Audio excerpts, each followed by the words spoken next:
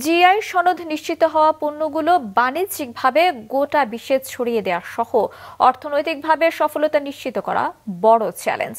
বিশ্ব মেধা সম্পদ দিবস উপলক্ষে আয়োজিত আলোচনায় সভায় বিকেলে এমনটা জানান শিল্প উপদেষ্টা আদিলুর রহমান খান।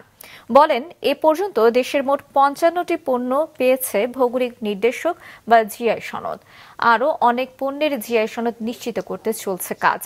পরের সুন্দরবনের মধু, নরসিংদীর লটকন, গাজীপুরের কাঁঠাল, কুমিল্লার খাদি, সিরাজগঞ্জের লুঙ্গি, মধুপুরের আনারস, বরিশালের আমড়া, নওগাঁর নাগফজলি সহ নতুন ২৪টি পণ্যের জিআই সনদ তুলে দেওয়া হয় জেলা প্রশাসকের হাতে।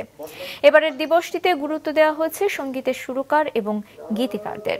সংস্কৃতি উপদেষ্টা জানান, বাংলাদেশের সবচেয়ে গুরুত্বপূর্ণ সাংস্কৃতিক সম্পদ গানকে বহির্বিশ্বে উপস্থাপন করতে দ্রুতই নেওয়া হবে বড় উদ্যোগ।